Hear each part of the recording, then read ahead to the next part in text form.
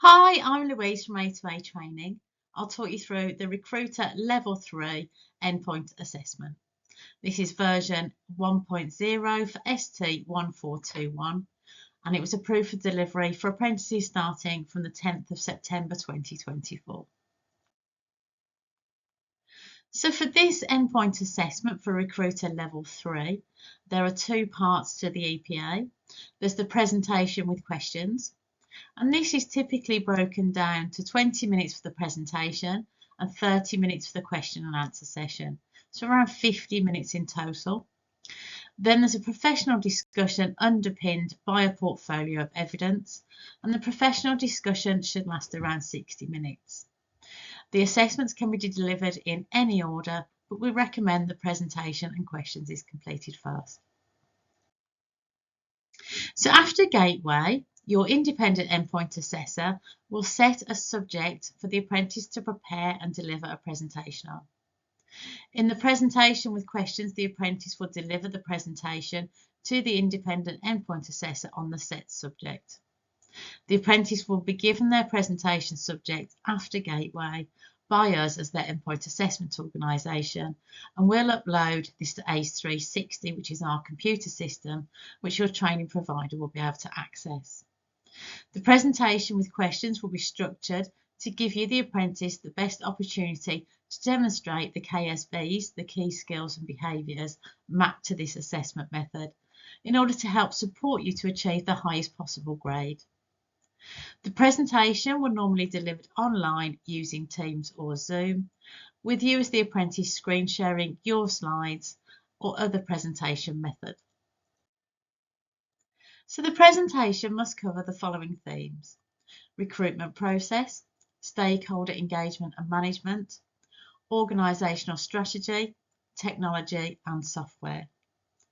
So once the apprentice has been given the subject by the independent endpoint assessor, they have 6 weeks to complete their presentation, and then by the end of the following week they must have uploaded their slides and any other supporting information.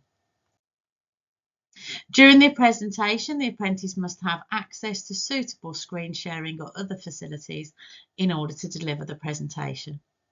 And the independent endpoint assessor must have 2 weeks before the EPA date to review the materials. The professional discussion is the second part of the endpoint assessment, and this is underpinned by the portfolio of evidence. So whilst you were on your apprenticeship, you'll have completed a portfolio of your best work, and you'll have uploaded that to our system with a mapping document at Gateway. The independent endpoint assessor must have at least 2 weeks to review the portfolio before the professional discussion, and they'll prepare personalised questions for you around the key skills and behaviours required for this assessment. You should bring your portfolio to the endpoint assessment, and you can refer to it and look at it during the endpoint assessment. And this part of the assessment will last around about an hour and is recorded for quality and training purposes. There's 5 KSB areas covered by the professional discussion: stakeholder engagement and management, recruitment, market and models, organisational strategy, policy, regulations and legislation, and the recruitment process. Be prepared to discuss each KSB area in the professional discussion and try to have a good couple of examples for each area. Make sure you include at least one piece of evidence for each of the KSB areas. You'll need to make sure you reference the work of others and be clear about your own role with any joint work completed. Talk in terms of what you did personally rather than what you've done in the team. There's a mapping document available in ACE360 that covers the pass and distinction criteria. You'll need to create an easy referencing system so that your independent endpoint assessor can easily find your evidence. And remember to keep a copy handy for the day. So grading for this assessment is pass, distinction or fail.